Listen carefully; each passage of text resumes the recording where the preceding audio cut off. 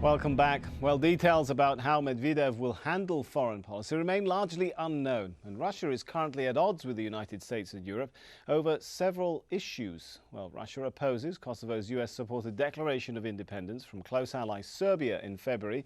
The Kremlin fears Kosovo's independence could spur other nearby conflict regions in the former Soviet Union to break away. That includes, of course, Russia's own Chechnya. Moscow is also at odds with Washington over the US's plans to install a missile shield in the Czech Republic and Poland. Russia objects to NATO's eastward expansion. It worries about bordering states joining the political and military organization and possible NATO deployment in those countries. We're joined by our guests once again in Moscow, Andrei Kortunov, in London, Alexander Nekrasov, and in Washington, D.C., Nicholas Vozdev. And it's with you, Mr. Vozdev, I'd like to start. We were talking earlier about the dynamic between Medvedev and Putin. You were saying that you think the most likely scenario is they can actually work out a working relationship. Is that a bad thing for Russian democracy? Does that mean too much power concentrated in the hands of people, at least in Putin's case, someone who's been accused of being repressive? I don't know what it says for democracy per se, but it does perhaps lead to a greater shift in Russian governance towards institutionalization, towards working through procedures. Whether or not that can translate then into a greater respect for the rule of law, all of this has positive outcomes for the future. Whether or not it leads to a greater opening of the political system in general, I think is a separate question. But I think most people would welcome a Russia that does continue to move along the path towards rule of law, towards a greater predictability, and towards greater transparency, which have been issues not only in its domestic governance, but certainly also some of the reasons for those difficulties in foreign policy that you've alluded to. All right, we're going to pick up on foreign policy in a moment, but I want to bring in Mr. Nekrasov. On the point of domestic issues, you were saying that you think that perhaps Putin will disappear into the sunset after a while. Does that mean the end of allegations of state repression of the media, of opposition parties, of attempts to change the constitution? Oh, no. If Putin disappears, don't forget his friends and colleagues will stay on. It will take quite some time to move them out. But what sort of stance would Medvedev take? I mean, even if Putin's friends and colleagues are still in the picture. Well, I think that for a while, Mr. Medvedev will not introduce any changes at all. I think we're going to have about 18 to 24 months of basically, as he says, continuing the plan of Putin, which I personally don't even know what it is. I don't really understand what it means. But basically, I think the important point here is that Russia cannot have two centers of power. This is very dangerous for Russia because bureaucracy in Russia tends to start playing games if there are two masters. This can lead to a crisis. This is something for Russia absolutely unacceptable. And I suspect maybe that Putin in his heart understands that.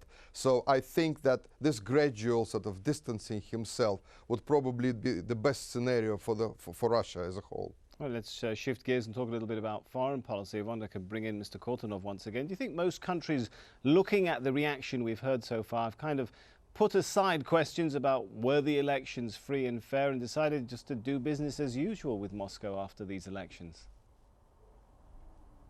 I think so. I think that as far as business is concerned, the election was interpreted as a sign of continuity, stability.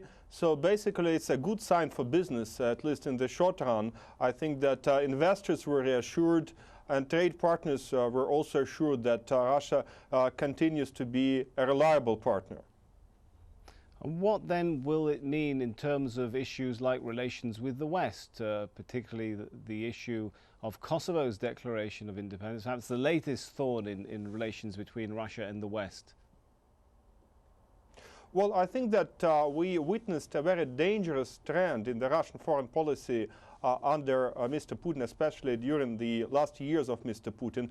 Russia has become very self-confident, if not arrogant, and it started to insulate itself from the rest of the world. We don't have an agreement with the European Union. We have serious problems with our immediate neighbors like Ukraine or Georgia. We don't have a strategic partnership with the United States. We're not even a member of WTO. So my hope is that Mr. Medvedev might be willing and able to reverse this trend and to help Russia get integrated into a broader international community. But it's just my hope. I cannot really prove it. All right, let's get a view from Washington. Nicholas Vozdev, one of the first actions perhaps since Medvedev won these elections, cutting gas supplies or curtailing gas supplies through Gazprom to Ukraine. Is that a bad sign? How is that being received in the West? Well, it depends. It's being received poorly in some circles and is being treated as business as usual in others. I think a real test is whether or not people believe that Medvedev will be able to carry out what has been called business diplomacy. That is, that Russia is going to use primarily economic forces at its disposal to influence its friends, its neighbors, its partners. With the status of Ukraine, I think what you've seen now is that it's no longer being linked to whether or not Ukraine should do certain things in geopolitical terms, but if Ukraine wants its gas, it should pay a price like everyone else, and as long as gas supplies to Europe have not been interrupted, which from my read this morning, the cut is simply Russian supplies to Ukraine, that Ukraine has not been able to agree on a mechanism for payment, but is not cutting supplies for the rest of Europe. I think you're seeing a very muted reaction, particularly from Germany and from other states, for whom now they see Russia as a business partner, and they see these relations taking place essentially in the end as cash on the barrelhead exchanges. And if a country is doing business with Russia, that is becoming the main indicator of how it is viewing its relations.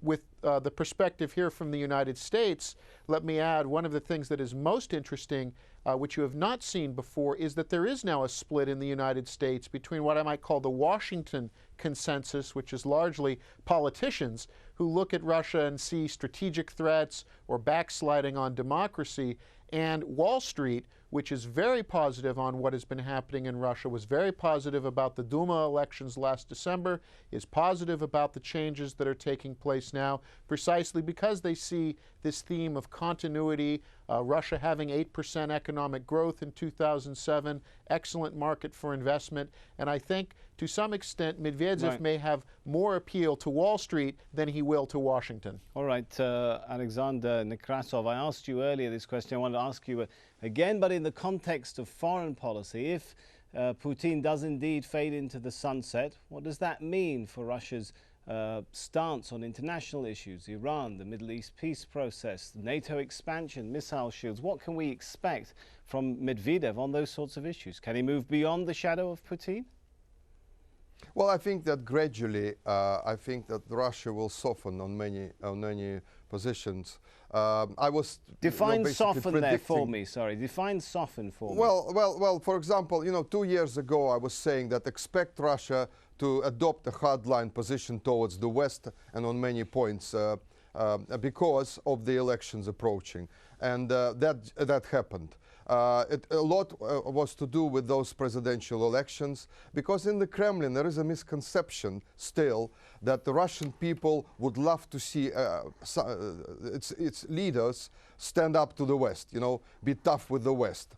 And I think it's a misconception in the sense that not all of the Russians want to see that. And that what was happening. I would see, for example, that there would be a softening on the Kosovo.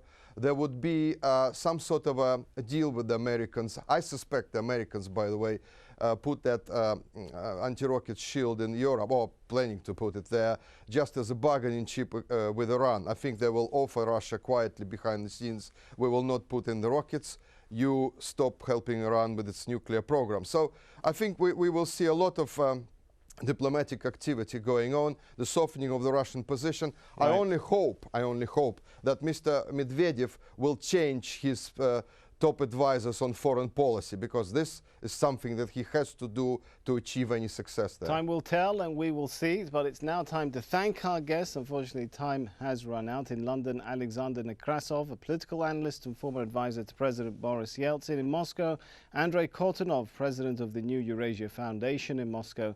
And in Washington, D.C., Nicholas Vozdev, editor of the National Interest and senior fellow of the Strategic Studies at the Nixon Center. And thank you so much for joining us here on this edition of Inside Story. We welcome your comments and suggestions as always. The email there on your screen, insidestory@aljazeera.net. For now, it's goodbye.